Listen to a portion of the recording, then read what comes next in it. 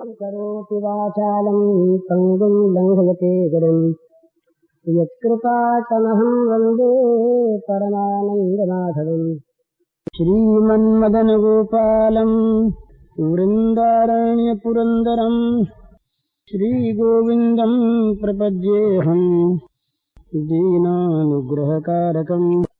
वन्दे मुकुन्दमरविन्ददलायताक्षम् कुन्देन्दुशङ्खदशनम् शिशुगोपवेशम् इन्द्रादिदेवगणवन्दितपादपीठम् वृन्दावनालयमहम् वसुदेवसूनुम् नवजलधरवर्णम् चम्पकोद्भासिकर्णम् विकसितनलिनास्यम् विस्फुरन्मन्दहास्यम् कनकरुचिदुकूलम् चारुबर्हावचूलम् कमपि निखिलसारम् नौमि गोपीकुमारम्।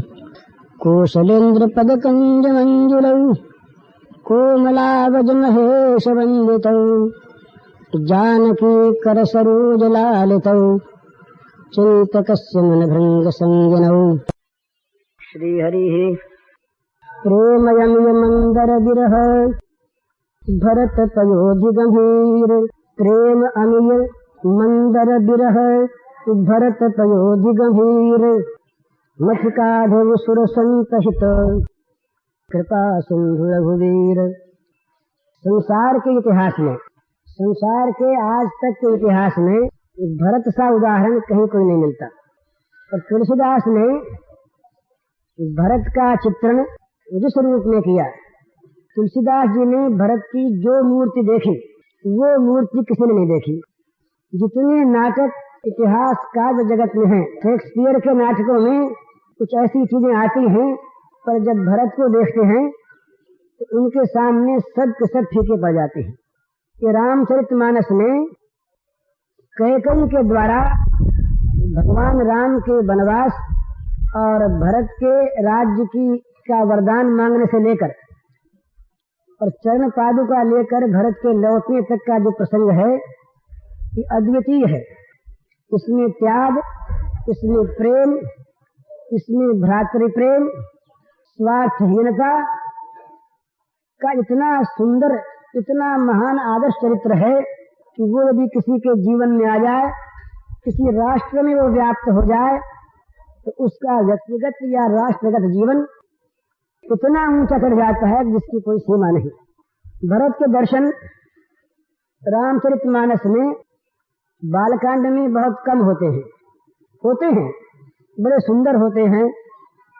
जब वो दूत आते हैं जनकपुर से, उस समय भरत के दर्शन होते हैं, प्रसन्न भरत है। परंतु इनका वास्तविक दर्शन भरत का आरंभ होता है जब भरत ननिहाल में हैं और वहां समाचार पाते हैं बुलाहट का।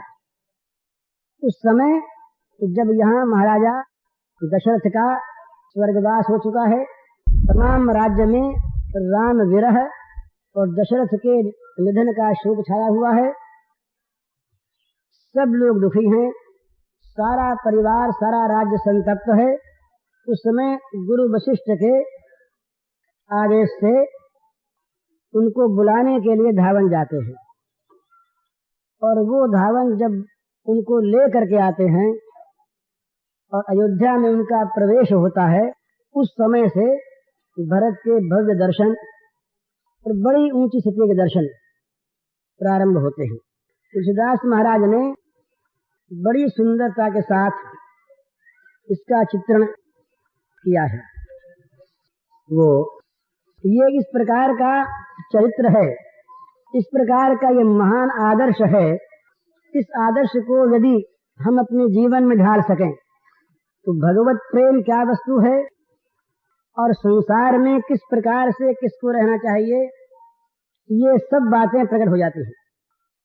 तो इसीलिए कहा है कि प्रेम अमीय मंदर विरह भरत पयोधि गंभीर मथिकाढ़ सुर संतहित कृपा सिंधु रघुवीर। कहते हैं कि प्रेम अमृत है, पर ये प्रेम रूपी अमृत गंभीर समुद्र के अंदर समाया हुआ था। भरत जो हैं ये हैं इस प्रेम समुद्र के, ये प्रेम अमृत के गंभीर समुद्र। तो ये समुद्र में प्रेम समाया हुआ था। जैसे दूध में घी होता है, दिखता नहीं, पर कोई मथने वाला उसको जब मथ देता है तो उसमें से नवनीत निकलता है, घी निकलता है और वो बड़ा सुंदर होता है। तो इसी प्रकार से ये प्रेम रूपी अमृत भरत रूपी महान समुद्र में, गहरे समुद्र में, भरत पयोध गंभीर, बड़ा गंभीर सागर। माने किसी किसी में तो ऐसा होता है कि छोटी नदी होती है, जरा सा पानी बरसा कि नदी में बाढ़ आ गई, छलक उठी नदी। पर गंभीर समुद्र में कितना ही पानी आके प्रवेश कर जाए वो उछलता नहीं, वो अपनी मर्यादा छोड़ता नहीं। उसका गांधीर्य जो है उसके अनंतता को ढके रखता है। इसी प्रकार से भरत हैं ये गंभीर पयोधि हैं। इनमें से कोई देख ले ऊपर से प्रेम को नहीं दिखते। तो इनके प्रेम का प्रकाश कैसे हुआ? तो कहा भगवान ने मंथन किया। भरत रूपी समुद्र को भगवान ने मथा, जैसे क्षीर सागर को मथा देवता और असुरों ने, तो उसमें से अमृत निकला। तो वहां तो अमृत भी निकला, जहर भी निकला, कालकूट भी निकला। यहाँ तो केवल अमृत ही अमृत है, यहाँ जहर के लिए स्थान नहीं है। तो यहाँ पर मथा श्री राघवेंद्र ने, भगवान ने, और मथा काहे से? वहाँ जो मंदराचल था, यहाँ भी मंदराचल होना चाहिए। मंदराचल के सम्मान बड़ा कठोर, बड़ा तीव्र, बड़ा ऊंचा, बड़ा भारी। वो मंदराचल क्या है? ये जो विरह है, भगवान का वियोग। अगर कहीं ये लीला न होती, कहीं भगवान का वियोग न होता, भगवान यदि अपना वियोग भरत को न देते, तो भरत के प्रेम का किसी को पता लगता ही नहीं।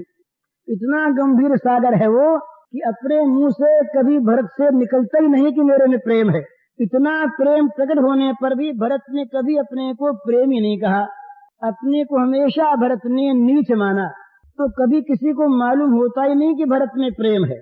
तो ये तो भगवान ने इस मंदराचल को डाल दिया और लगे मथने, इसमें से वो प्रेम प्रकट हो गया। भाई ये प्रकट क्यों किया भगवान ने इस प्रेम को? कि जितने भी देवता थे, जितने भी साधु महात्मा थे, ये सब प्रेम से वंचित थे। ज्ञान की बात सब कहें, पर प्रेम किसी में नहीं, ऐसा नहीं। उनके हित के लिए, सुर साधु हित, उनके हित के लिए भगवान ने मथकर इस प्रेम सागर को, भक्त रूपी प्रेम सागर को, इसमें से प्रेम को निकाल के रख दिया। तो ये भरत की महिमा।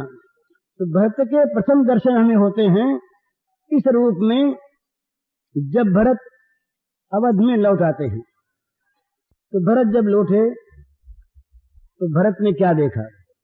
श्रीहत सर सरिता बन बागा, नगर विशेष भयावन लागा। खग मृग हय गय जाहिन जोये, राम वियोग कुरोग बिगोये।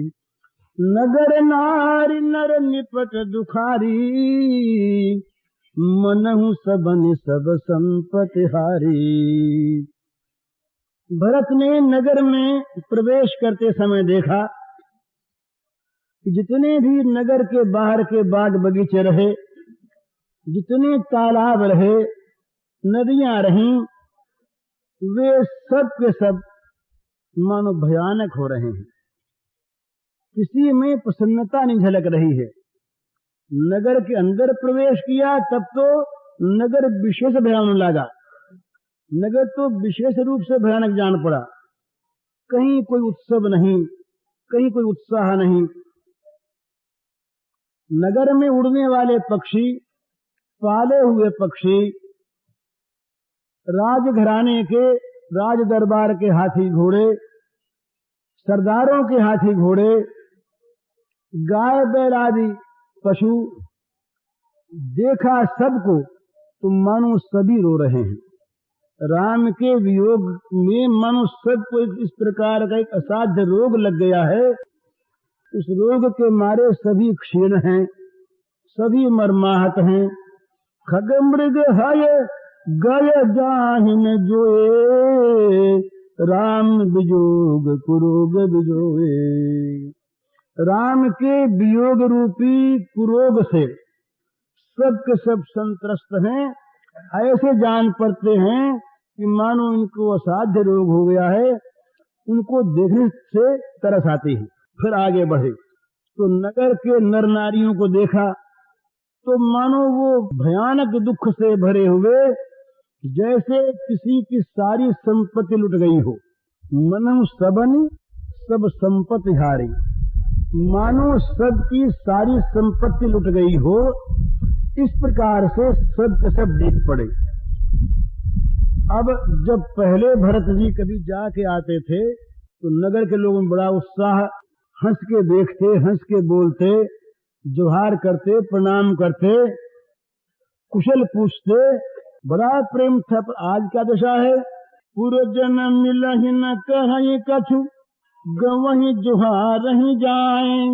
पुरजन मिलहि न कहि कछु, गवहि जोहार ही जाए। भरत कुशल पूछ न सकहि, भय विषाद मन माहि। पुरजन नगर के रहने वाले लोग मिलते हैं पर बोलते नहीं कुछ भी, दूर से ही जल्दी में जोहार करके हट जाते हैं। और भरत को भी ये सब देख करके इतना मन में भय हो गया, विषाद हो गया कि भरत भी उनसे पूछ नहीं सकते कि तुम मजे में हो ना। ये दशा। हाट बाट नहीं जाय निहारी, जनपुर दह दिस लाग दवारी। हाट बाट अयोध्या के देखे नहीं जाते, मानो चारों तरफ आग लग गई हो और आग ने सब फूंक दिया हो। ये नगर की दशा। अब कैकेयी के महल में चलना चाहिए, वहां क्या हो रहा है। कैकेयी ने सुना कि भरत आ रहे हैं। अब तक उसके मन से दशरथ के मरने के बाद भी उसके मन से बुराई निकली नहीं थी। ये बुराई तो निकलेगी भरत जी के आचरण के द्वारा। और एक बात है, ये कैकेयी जो रही, ये भगवान श्री राघवेंद्र की सबसे अधिक प्रिय कार्य करने वाली। कैकेयी के समान त्याग करने वाली भगवान के लिए कोई जगत में हुई नहीं। भगवती सीता साथ गई, उनका नाम अमर हो गया। कितनी पतिव्रता हैं। भरत जी ने भगवान के प्रेम का त्याग के द्वारा उदाहरण दिया, भरत जी धन्य हो गए। लक्ष्मण जी ने राम जी के लिए अपना घर द्वार त्याग दिया, उनकी बड़ी प्रशंसा है।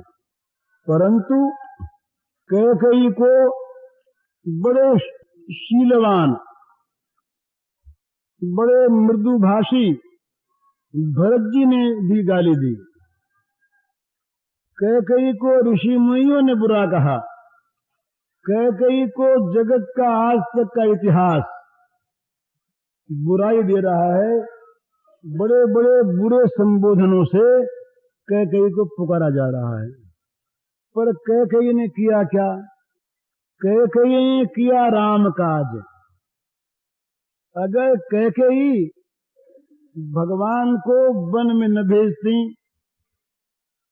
तो राम के अवतार का जो मिशन है, राम के अवतार का जो महान कार्य है, वो पूरा ही न होता।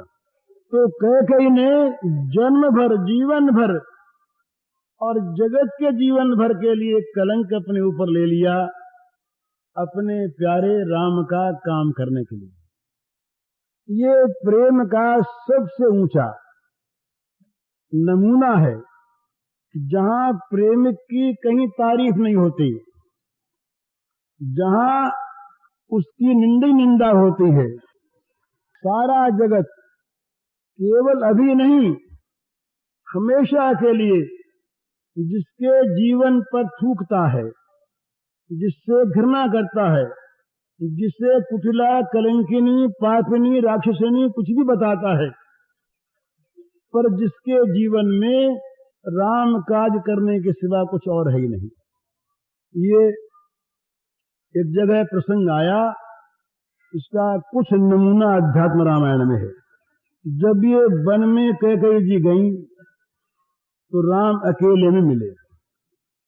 अकेले में मिलकर राम ने कहा कि माता, तुम मन में उदास न होना, तुमने तो मेरा काम किया है और ये मैंने करवाया है। सरस्वती का तो बहाना है, बेचारी मंथरा का बहाना है, करवाने वाला तो मैं हूं। तो कैकेयी ने इतना कहा वहां पर कि महाराज बड़ा कठिन काम करवाया आपने, ऐसा काम किसी और से न करवाना, कितना बड़ा कलंक।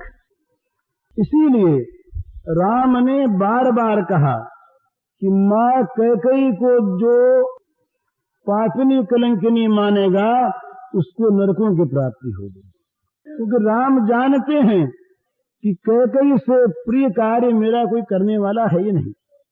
राम का वन में जाना और वन में जाकर के ऋषियों को सताने वाले तमाम राक्षसों के संहार की प्रतिज्ञा करना, उन दुखी ऋषि मुनियों के दुखों को आंखों से देखना, दंडक वन को पवित्र करना, वहां से राक्षसों को हटाकर मारकर ऋषि मुनियों के लिए सुरक्षित करना, राक्षसराज रावण के त्रास से सारे जगत को मुक्त करना, इन सारे कार्यों के मूल में है कैकेयी माता का वरदान।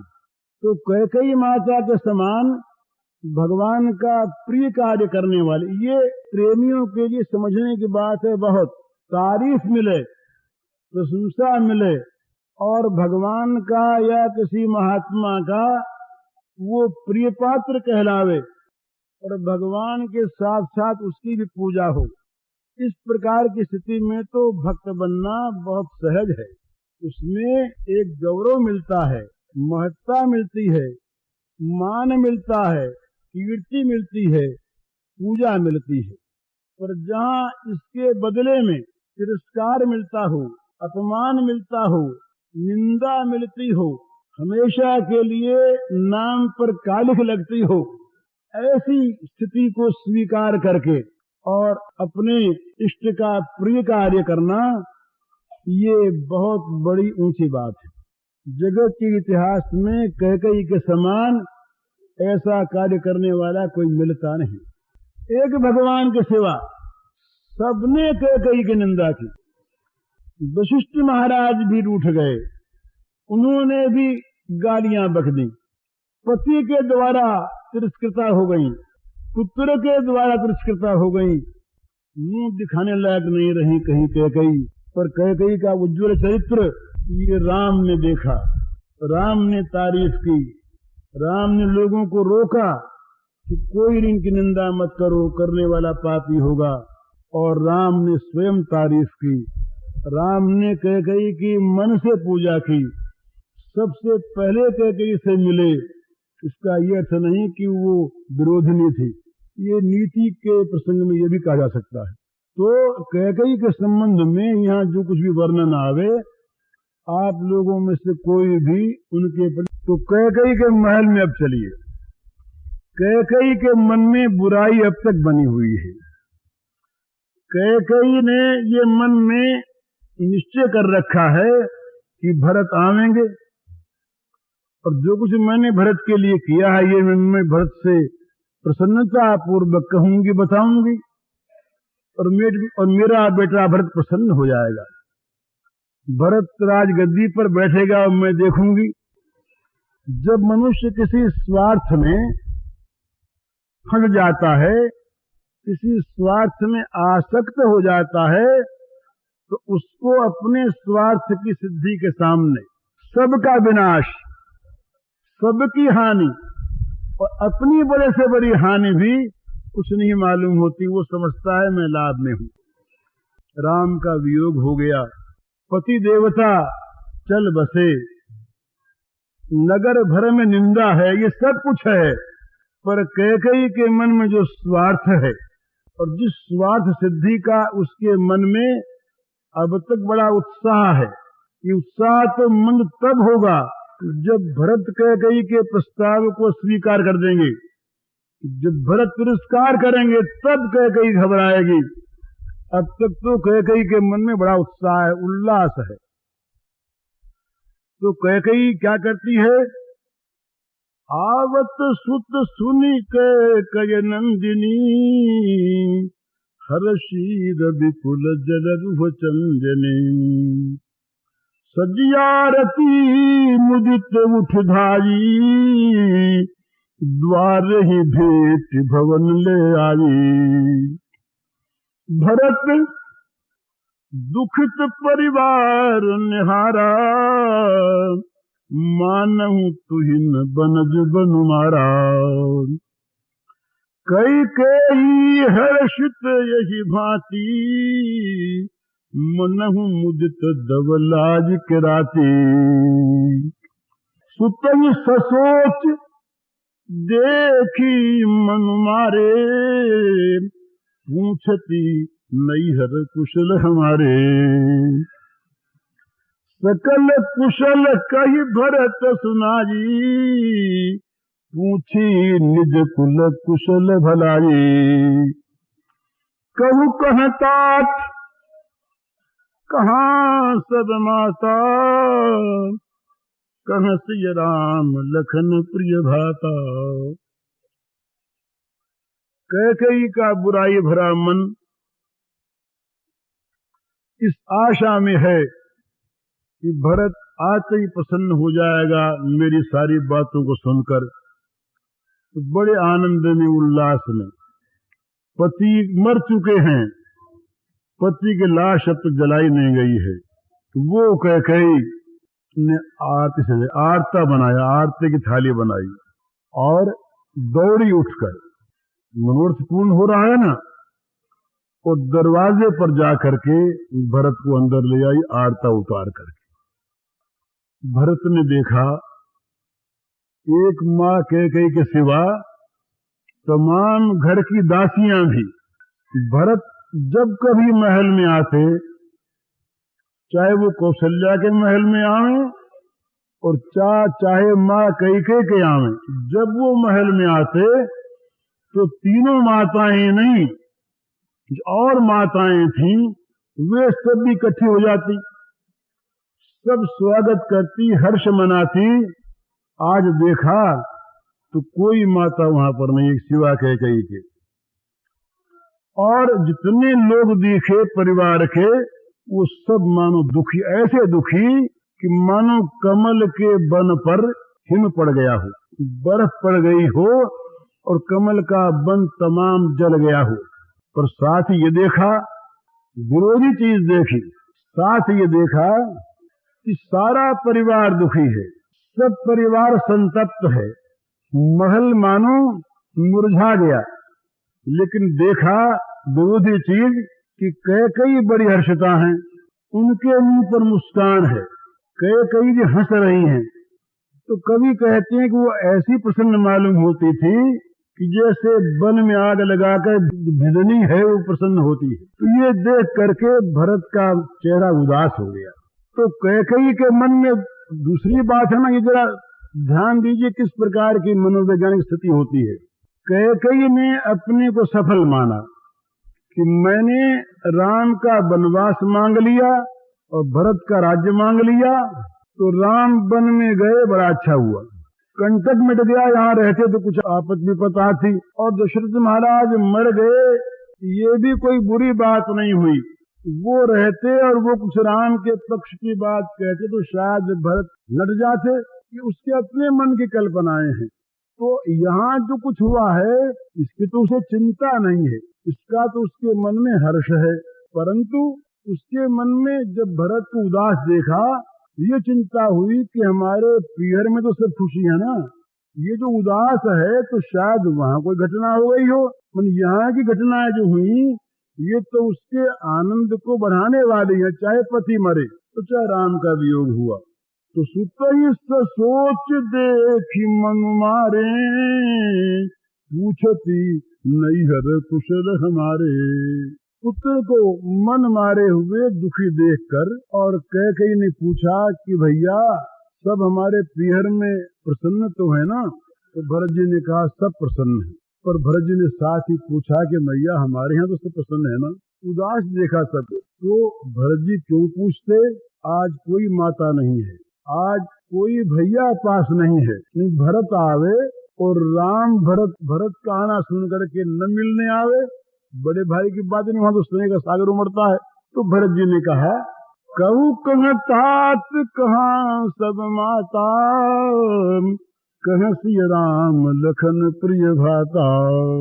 मैया बताओ पिताजी कहाँ हैं, सब माताएं कहाँ हैं, और मेरी मैया सीता कहाँ हैं, और मेरे प्यारे भाई राम लक्ष्मण कहाँ हैं? ये नहीं दिखे कोई। तो अब कैकेयी के एक धक्का सा लगा। सोचा कैकेयी ने कि अगर राम की और दशरथ की बातों का जैसा मैं अपने मन में समझती हूँ, ऐसा ही अगर इसके सामने वर्णन किया, इसी रूप में रहा, तो ये कहीं बिगड़ जाए। तो कैकेयी ने दंभ किया। सुनि सुत बचन स्नेह मज, कपट नीर भरी नयन, कपट नीर भरी नयन। भरत श्रवण मन शूल सम, पापिनी बोली बहन। जब भरत को देखा कि ये तो पिता की बात पूछ रहे हैं, मुझे पूछा ये नहीं कि तुमने आरती क्यों उतारी, तुम प्रसन्न क्यों हो, ये तो नहीं पूछा। पर पिता की बात पूछ रहे हैं, पिताजी कहाँ हैं और राम कहाँ है, लक्ष्मण कहाँ है, सीता कहाँ है। तो मानो दुख दिखाती हुई, सहानुभूति प्रकट करती हुई, माने मैं भी दुखिता हूँ इस बात से कि पिताजी चले गए, इसी अंश में। और उसने मन में दंभ किया और कपट के आंसू भर के वो बोली। तो वो चाहे कुछ भी बोले, उसका जो बोलना है, इस सारा बोलना, मीठा बोलना भी भरत के लिए तो वो कानों में सूल के समान चुभने वाला है, क्योंकि उसमें राम वियोग की बात आवेगी ही, दशरथ मरण की बात आवेगी, चाहे वो कितने मीठे शब्दों में कहे। तो वो तो ये तो मानती है, अब तक उसके मन से बुराई नहीं निकली है। वो मानती है कि राज्य वाली जितनी बात है वो मरने की बात तो हट गई। पिता के मृत्यु की बात भरत जी भूल गए। भरत ही बिसरे पितु मरना, सुनत राम बन गौन। हेतु अपन को जान जिया, थकित रहे धरी मौन। जब सुना भरत जी ने कि पिता की मृत्यु राम के वियोग में हुई और राम के वनवास का कारण में, तो वो स्तंभित रह गए। कुछ देर के लिए उनका हिलना, बोलना, चलना बंद हो गया, जुबान बंद हो गई, मनो पत्थर किसी मूर्ति हो गई। अरे मैं राम वन में कारण और राम का वनगमन पिता के मरण में कारण। तो पिता की मृत्यु भूल गए, राम का वनगमन सामने रहा और राम के वनगमन के सामने रहा अपना ये शरीर। ये मैं कलंकी व्याकुल हो गए। तो व्याकुल हुए। अभी तक भी कैकेयी के मन में जहर है। कैकेयी ने सोचा मन में कि ये बोलता तो है नहीं, तो जरूर इसके मन में राज्य की ओर से तो सम्मति है। पिता के मरने का दुख है और थोड़ा कलंक का भी डर होगा कि भाई राम वन में गए हैं। और असल दुख तो इसको जो है वो बाप के मरने का ही है। राज्य का तो दुख, इस राज्य तो इसको है सुख, तो राज्य की बात तो उसके मन में आती ही नहीं। वो तो उसके मन में है ही नहीं कि मैंने जो राज्य का संपन्न किया काम, इससे दुखी हो, तो उसकी कल्पना में नहीं है। वो केवल यही मानती है कि पिता के मरने का इसको बड़ा दुख है, बोलता नहीं, और कहीं ये शोक में इतना व्याकुल हो जाए तो फिर राज्य गद्दी बैठने में दिक्कत करेगा, तो समझाने लगे। विकल बिलो की सुत ही समझावती, मनहु जरे पर लोन लगावती। तात रावु नहीं सोचे जोगू, बड़े सुखत जसु की लेहु भोगू। जीवत सकल जन्म फल पाए, अंत अमर पति सदन सिधाये। अस अनुमान सोच परिहरऊ, सहित समाज राजपुर करहू। अब इसने अपना प्रस्ताव सामने रख दिया।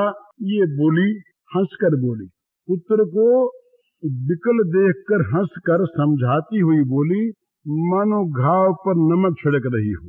बोली, भैया तुमको पिताजी के मरने का बड़ा सोच है तो ठीक है, पर हमारे महाराज ऐसे थे कि उनका सोचने योग्य नहीं, चिंता की बात नहीं है। जब तक जीते रहे तब तक तो यहाँ उनका जीवन सफल हुआ, सब अच्छे अच्छे काम की, बड़ी शोभा हुई, बड़ी उनकी कीर्ति वैसे हुआ। और अब मरने पर वो कहीं थोड़े गए हैं, मरे हैं वो अंत में तो अमरपति देवताओं के धाम में पधारे हैं। तो ये समझ करके तुम चिंता छोड़ दो और सबके साथ, घर वालों के साथ और मजे में राज करो। अब जहाँ राज करो ये सुना, अब तो उनके तन तन में आग लग गई, जैसे पके घाव पर कोई आग रख दे। सुन सुठी सहम्यऊ राजकुमारू, पाके छत जनु लाग अंगारू। धीरज धरि, अब उनके मन में विषाद, शोक, पिता के मरण का शोक, राम के वनवास का शोक, अपने इसमें कारण है इस बात का महान विषाद, और उन सब में इस माँ ने काम किया। अब माँ पर शोक, विषाद, रोष, ये तीनों का सम्मिश्रण हो गया भरत के मस्तिष्क में, और तीनों से मिली हुई इनकी दशा हो गई। तो पहले तो बोला नहीं गया, पर रोष ने कहा बोलो, शोक ने बोली बंद कर दी, विषाद ने मौन कर दिया, पर रोष ने कहा बोलो। तो धीरज धरि भरि लेहि उसासा, पापिन सबहि भांति कुल नाशा। जो पे कुरुचि रही अति तोही, जनमत काहे न मारहु मोही। पेड़ काटी तै पालो सींचा, मीन जियन हित बारी उलीचा। हंस वंश दशरथ जनक, राम लखन से भाई। जननी तू जननी भजी, विदसन कछु न बसाई। जब ते कुमति कुमत जिय ठयऊं, खंड खंड हुई हृदय न गयऊं। बर मांगत मन भई न पीरा, गरिन जीह मुँह पड़े उन कीरा। भूप प्रतीति तोरी के मिकीनी, मरण काल विधि मोति हर लीनी। भरत जी बोले कि पापिनी, तूने हमारे कुल का नाश कर दिया। अगर तुम्हारी ऐसी कुरुचि थी तो जन्मते ही मुझे जहर क्यों नहीं दे दिया? तूने मुझे मार डाला होता तो ये अवस्था न होती आज। तू कितनी मूर्खा है कि तेने पेड़ की जड़ काट कर और पत्तों को सींच कर तू उसे जलाना चाहती है। कोई आदमी पानी को बाहर फेंक करके मछली को जलाना चाहे, भरत को राज्य देकर, राम को वनवास देकर तू भरत का राज्य चाहती है। अगर पानी बिना मछली जी सकती हो, अगर पेड़ काटने पर पत्ते रह सकते हो, तो भरत राज्य कर सकता है। धिक्कार! ये सूर्यवंश दशरथ के समान पिता, राम लखन के समान मेरे भाई, पर तू मेरी माता हुई, तेरे पेट से मैं जन्मा, विधाता के सामने जोर नहीं है। जब से री दुर्बुद्धि तेरे मन में ये जब से दुर्विचार आया, उसी समय तेरे हृदय के टुकड़े टुकड़े क्यों नहीं हो गए? अच्छा होता तेरा हृदय टूक टूक हो गया होता। और तेरे वर मांगा कैसे? क्या राम के वनवास का वर मांगते समय तुझे पीड़ा नहीं हुई? अरे तेरी जीभ गल क्यों नहीं गई? तेरे मुंह में कीड़े क्यों नहीं पड़ गए? और राजा बड़े बुद्धिमान थे, राजा ने तेरा विश्वास कैसे कर लिया? मालूम होता है कि मृत्यु रोष आ गया, रोष में सारी जात पर आक्षेप कर गए भरत जी महाराज। ये रोष का स्वभाव है। विधि उन नारी हृदय गति जानी, सकल कपट अघ अवगुण खानी। विधि हुन नार हृदय गति जानी, सकल कपट यघ अवगुण खानी। सरल सुशील धर्म रत राऊ, सो किम जाने तीय स्वभाव। भाई इसकी जो स्त्रियां हैं, इनके हृदय की गति कोई नहीं जानता। ये कैकेयी में ठीक बात घटी। कैकेयी के समान प्यार करने वाली, कैकेयी के समान राम को प्यारा बताने वाली कौशल्या नहीं थी। बात सच्ची थी वहां पर, तो ये तो भगवान की माया थी। परंतु भरत जी महाराज के सामने वो चित्र है ना, इतनी बड़ाई करती राम की, इतनी राम से प्यार करती, राम के नाम पर उछल पड़ती, राम के सामने मुझको कुछ नहीं मानती। ये सारा उसका कपट था, सारा उसका पाप था, ये अवगुणों की खान है। तो कहा, तो ये कहने लगे कि स्त्रियों के मन का पता नहीं लगता। वो सारे कपट, सारे पाप, सारे अवगुणों की खान है। जब किसी जात में कोई एक बिगड़ता है ना, तो सारी जात पर लांछन आता है। इसलिए सबको सावधान होना चाहिए कि हम बिगड़ेंगे तो हमारी जात पर लांछन लगाएंगे। तो कहने लगे भरत जी महाराज कि ठीक ही है, पिताजी को इन कपटों का क्या पता। वो सरल है, सुशील स्वभाव, धर्मरत। लक्ष्मण ने तो वाल्मीकि रामायण में पिता को स्त्रैण कहा है कि वो तो स्त्रैण है, नारी के वश में हो गया, बुद्धि उसकी मारी गई। पर भरत तो शील है ना। भरत कहते हैं कि पिताजी बड़े सरल, बड़े सुशील स्वभाव के, बड़े धर्मरत। उनको क्या पता कि स्त्री के हृदय में क्या बसता है। बोले क्यों इतनी बात कहते हो? बोले कहें कैसे नहीं, जो काम कैकेयी ने किया वो कर नहीं सकती। अस को जीव जंतु जग माही, जहि रघुनाथ प्राण प्रिय नाही।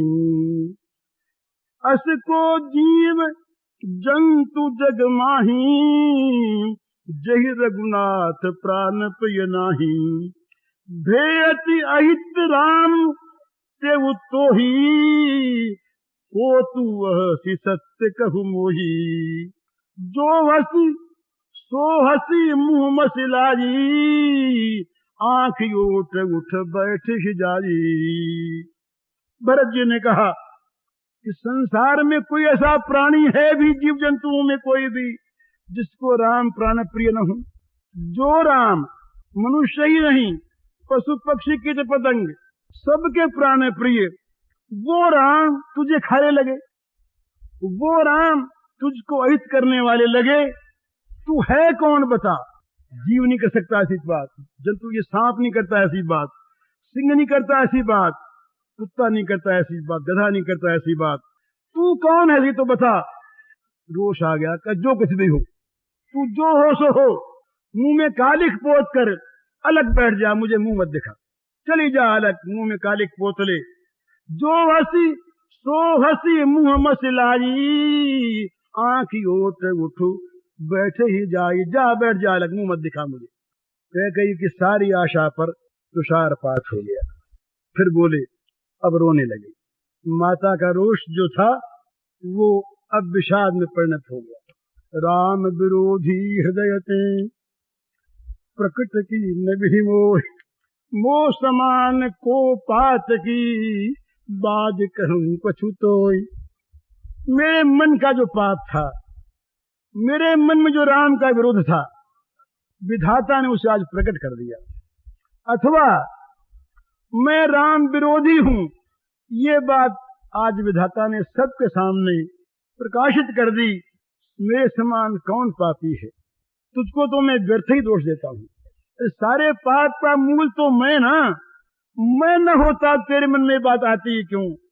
तो दोष तेरा नहीं, दोष मेरा है। यूं कह करके और फिर शोक छा गया। शोक आया कि चुप हो गए। तीन चीज आई थी, शोक आया था, विषाद आया था, रोष आया था। रोष ने बुलवा दिया, विषाद ने सहमा दिया और शोक ने बोली बंद कर दी, फिर चुप हो गए। ये भरत का एक दृश्य है, ये भरत के चरित्र का एक दृश्य है। कई दृश्य कौशल्या माता के सामने जाते हैं। ये दूसरा सीन है, बड़ा सुंदर है, बीच का छोड़ देते हैं।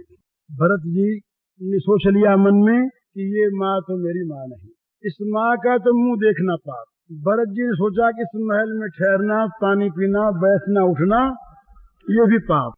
भरत जी ने सोचा कि यहाँ से भागो, तो भरत जी वहां से निकले और पीछे पीछे शत्रुघ्न जी, ये दोनों कौशल्या के पास पहुंचे और वहां का दृश्य देखिए, जहाँ कैकेयी हंस रही थी, जहाँ कैकेयी आरती लेकर के आई थी, जहाँ कैकेयी मुदित मन थी, जहाँ कैकेयी ने उत्साह पूर्वक सारी बातें कही, वहां अब कौशल्या के महल का दूसरा दृश्य है।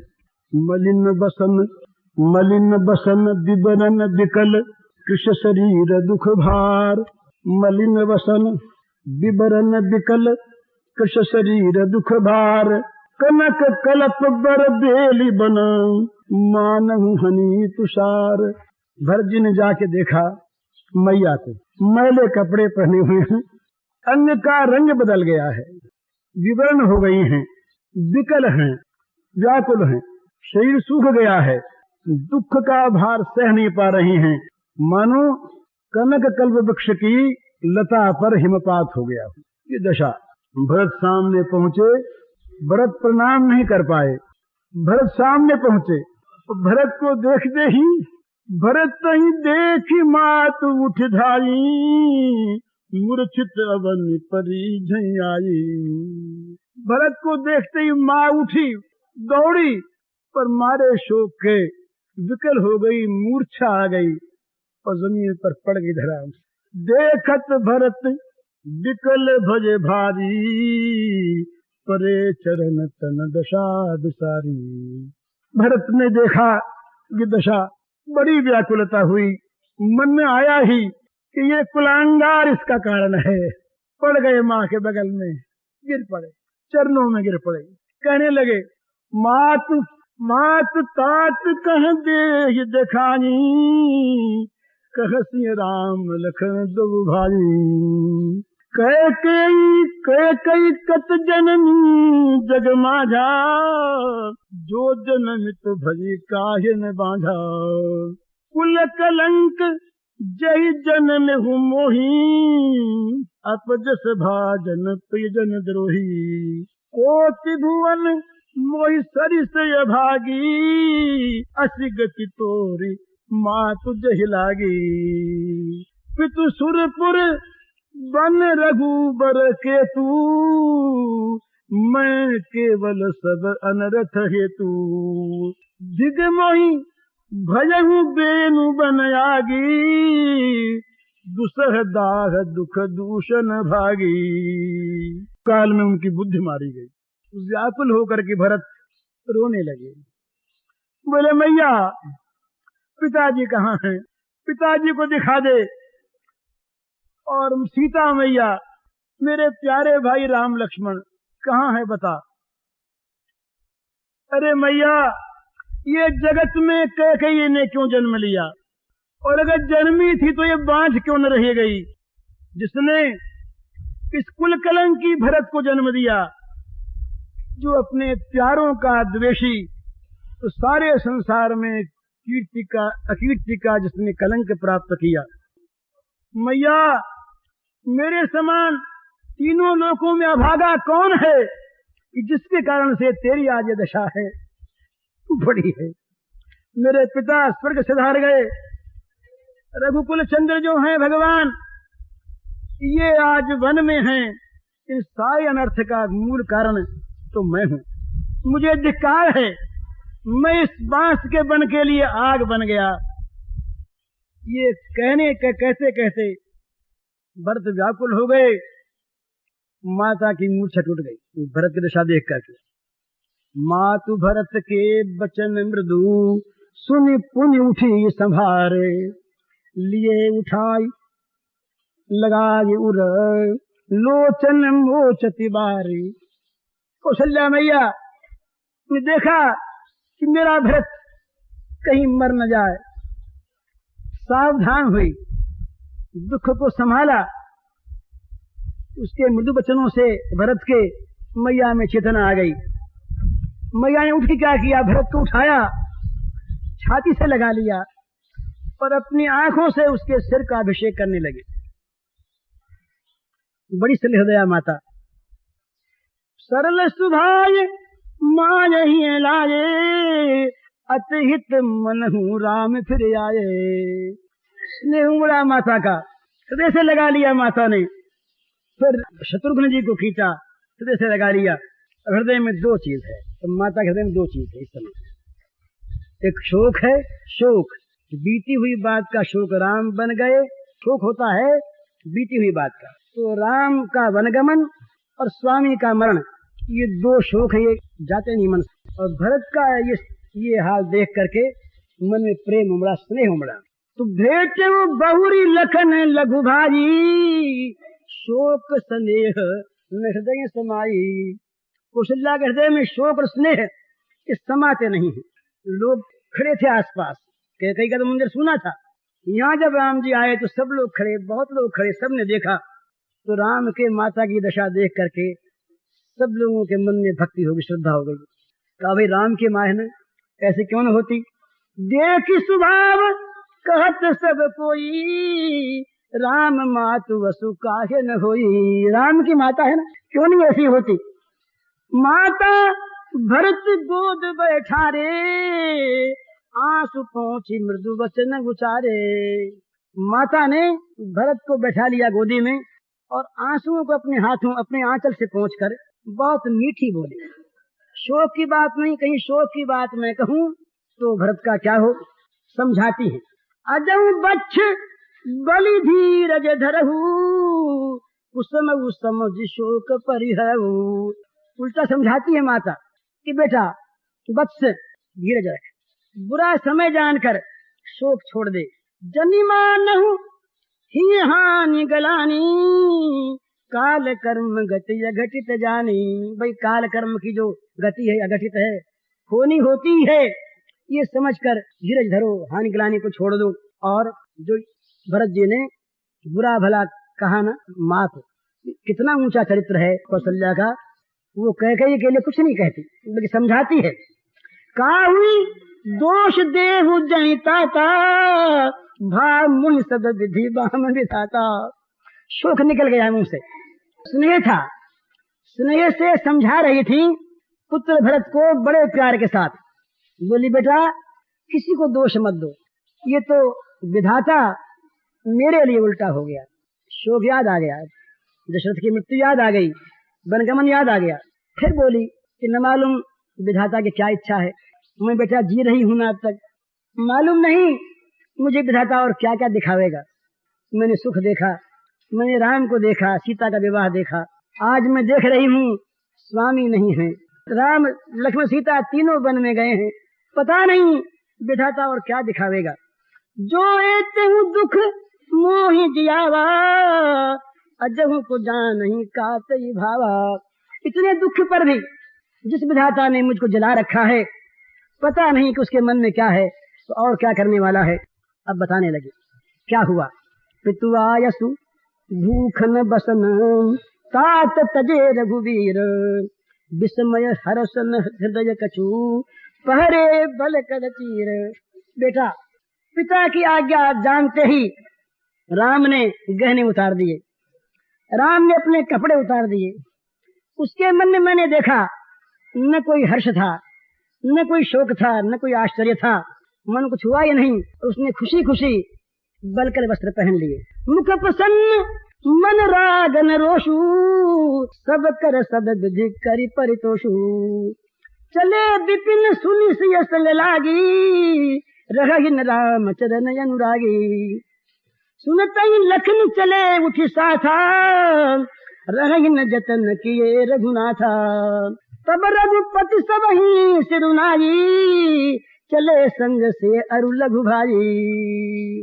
राम लखन प्रिय बनहि सिधाए, गय उन संग न प्राण पठाए। ये सदु भा इन आँखिन आगे, तउन तजा तनु जीव भागे। मोइन लाज निज नेह निहारी, राम सरिस सुत मैं महतारी। जिये मरे भल भूपति जाना, मोर हृदय सत तुलिश समाना। मैया बोली बेटा राम के बन जाते समय उसका मुख बड़ा प्रसन्न था, न किसी से राग था उसका, न कहीं द्वेष था।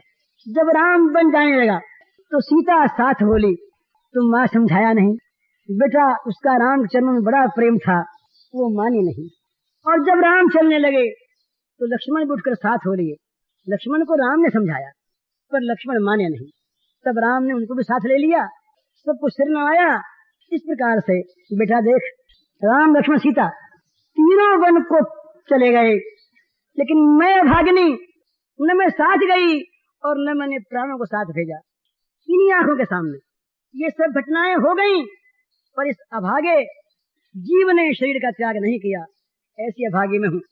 अपनी ओर देख करके मुझे लाज भी नहीं आती। राम सा बेटा और उसकी मैं माँ, भाई जीना मरने का जो रहस्य है भला तो राजा ने समझा। राम के संयोग में रहे और वियोग में प्राण त्याग कर दिए। बेटा मेरा हृदय तो 100 वज्रों के समान कठोर है। कौशल्या के वचन सुनि भरत सहित निवास, व्याकुल दिल पतराज गृह मानहु शोक निवास। कौशल्या के वचनों को सुन करके भरत जी के सहित सारा निवास व्याकुल होके विलाप करने लगा। मानो राजमहल नहीं रहा, ये शोक महल हो गया।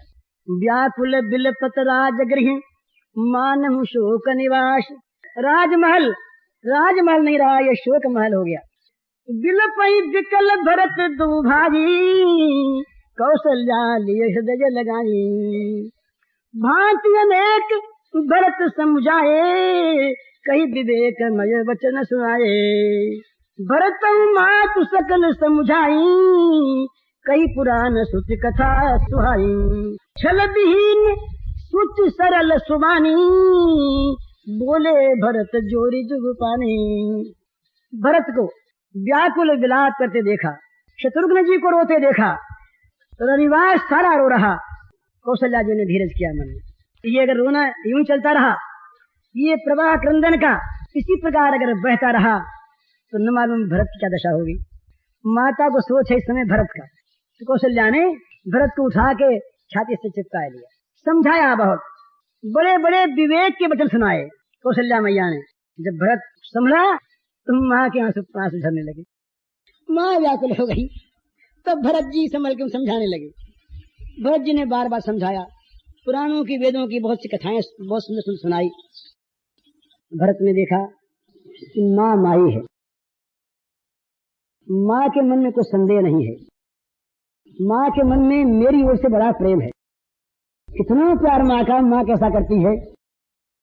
परंतु किसी के समझाने से, किसी के कहने से अगर माँ के मन में जरा सा भी आ गया इसमें भरत का कहीं हाथ हो, कहीं भरत की सम्मति भी हो, तो फिर मैं कुलकलंकी तो हुई, मैं नीचे तो हुई, पर माँ को दुख हो जाएगा बहुत ज्यादा। मैं तो कलंकी हुई, मैं तो नीचे हुई, मेरे लिए तो जो लोग कहेंगे ठीक ही कहेंगे, पर माँ को दुख हो जाएगा। इसलिए अगर माँ समझ ले कि भरत का इसमें हाथ नहीं है तो माँ का दुख, भावी दुख चल जाए। इस दृष्टि से भरत जी ने शपथ आरंभ की। हाथ जोड़ लिए भरत ने और बड़ी मीठी वाणी से, जिस वाणी में कोई छल नहीं है, कपट नहीं है, बनावटीपन नहीं है, सरल वाणी है और बड़ी नम्र है। भरत जी बोले दोनों हाथ जोड़ के, जय यज्ञ मातु पिता सुत मारे, गाय गोठ मही सुरपुर जारे। जय यज्ञ तिय बालक बदकी ने, मीत मही पति माहुर दीने। जे पातक उपपातक नहीं, कर्म बचन मन भव कवि कहीं। ते पातक मुई हो विधाता, जो यहु हो ही मोर मत माता। मैया, माता पिता को मारने से, पुत्र को मारने से जो पाप होता है, गायों की गौशाला गोठ और ब्राह्मणों के गांवों को जला देने से जो पाप होता है, स्त्री को बच्चों को मारने से, वध करने से जो पाप होता है, मित्र को राजा को जहर देने से जो पाप होता है, और जितने भी महापातक पातक उपपातक हैं, जिनको जो मन से होने वाले, वाणी से होने वाले, शरीर से होने वाले, जिनके लिए शास्त्रज्ञों ने जितना वर्णन किया है, हे माता वो सारे पाप मुझको लगे यदि मेरा इसमें मत हो। जे परिहरि हरि हर चरण, भजहि भूत गण घोर। तो ही कई गति मुई देव विधि, जो जननी मत मोर। संसार में जो लोग भगवान शंकर, भगवान विष्णु इनके चरणों का भजन छोड़ करके जो घोर भयानक भूतों को भजते हैं उनको जो दुर्गति होती है, नरक मिलते हैं, हे माता अगर मेरी सम्मति हो तो मुझे उनकी गति मिले। सम्मत मुराद जो वेद को बेचते हैं, जो धर्म को दूहते हैं, जो दूसरे के पापों को प्रकाश करते हैं, जो चुगली करते हैं, जो कपटी हैं, जिनका हृदय टेढ़ा है, जिनको कलह प्यारी है, जो क्रोधी हैं, जो वेद निंदक हैं, जो सारे जगत से वैर रखने वाले हैं, जो लोभी हैं, जो लंपट हैं, जो लोलुप हैं और जो दूसरे की स्त्री और दूसरे के धन की ओर ललचाई आंख से देखते हैं, उनको जो घोर गति मिलती है, हे माता यदि मेरा मत हो तो वो गति मुझे मिले। जे नहीं साधु संग अनुरागे परमारथ पथ विमुख अभागे, जे न भजहि हरि नर तनु पाही, जिनहि न हरि हर सुजस सुहाई। तदि श्रुति पंथ बाम पथ चलही, बंचक बेचि बेश जग छलही। तिनके गति मोहि शंकर देऊ, जननी जो यह जानो भेऊ। अंतिम बात, माता मैं क्या कहूँ, मेरी सम्मति तो थी नहीं, ये क्या हुआ मुझे इसका पता नहीं, इसके किसी भेद का मुझे पता नहीं। अगर पता हो तो जो लोग परमार्थ के पथ को त्याग कर, जो भगवान से विमुख होकर मनुष्य शरीर पाकर जो भगवान को नहीं भजते, ऐसे अभागे जिनको भगवान शंकर और भगवान विष्णु का यश अच्छा नहीं लगता, सुहाता नहीं, जो वेद के मार्ग को छोड़कर वाम मार्ग पर चलते हैं, जो धोखेबाज हैं, जो नाना प्रकार के वेश बनाकर जगत को ठगते हैं, हे माता यदि इसके भेद का भी मुझे पता हो तो मुझको भगवान शंकर उनकी गति दें। ये कहकर भरत जी रोने लगे। कह दिया, फिर मन में आया कि अरे तेने इतना सफाई क्यों दी, तू तो नीच है ही, तू कलंकी है ही, कुछ नहीं तेरे मन में नहीं आया कुछ भी, पर तू जन्मा ना कह के मन में ये तो था ही कि भरत को राज्य देना है, तो सारे अनर्थ का मूल तो तू है, तू सफाई दे रहा है यहाँ पर। भरत जी विषाद छा गया, चुप हो, आगे बोल नहीं सके। माता सुन रही थी, अब तक नहीं रहा गया। तो मात भरत के वचन सुनी सांचे सरल सुभाए, कहत राम प्रियतात तुम सदा वचन मन काए। राम प्राण हुत प्राण तुम्हारे, तुम रघुपति ही प्राण हुते प्यारे। भरत जी को शांति मेरी। विदु विष चवे श्रभे ही मुआगी, हो ही बारी चर बारी विरागी। भये ज्ञान बरु मिटई न मोहू, तुम राम ही प्रतिकूल हो। ये भी सबन खा रही है। मत तुम्हार ये जो जग कहीं, सो सपन हो सुख सुगति न लहीं। अस कहीं मात भरत ही लाए, थन पय श्रवहि नयन जल छाए। करत बिलाप बहुत यही भांति, बैठ ही बीत गई सब राती। वाम देव वशिष्ठ तब आए, सचिव सहित सचिव महाजन सकल बुलाए। माता ने भरत के वचन सुने जो सच्चे थे, जिनमें कोई कपट नहीं था और जो स्वाभाविक थे। तो बोली माता कि भैया बेटा, तुम तनमन वचन से तुमको राम प्यारे हैं, मैं ये बात जानती हूँ। राम तुम्हारे प्राणों के भी प्राण हैं और राम को भी तुम प्राणों से प्यारे हो, ये भी मैं जानती हूँ। चंद्रमा कहीं जहर फैलावे, उसे चाहे जहर छुए और चाहे बर्फ से आग निकलने लगे और चाहे मछली का जल से वैराग्य हो जाए और चाहे ज्ञान होने पर भी अज्ञान न मिटे, पर राम के प्रतिकूल तुम नहीं हो सकते। जो लोग जगत में ये कहेंगे, ये कहते हैं कि इसमें तुम्हारा मत है, उनको स्वप्न में भी न सुख मिलेगा न सुगति मिलेगी। मैया ने श्राप दे दिया। यूं कह करके मैया ने भरत को फिर उठाया, हृदय से लगा लिया। हृदय से लगाते ही मैया के बुढ़ापे के स्तनों में राम नहीं है, दूध की धारा बहने लगी। इस प्रकार रात भर विलाप करते करते और सारी रात बीत गई। ये भरत के चरित्र का दूसरा दृश्य है। इसके बाद तीसरा आरंभ होगा।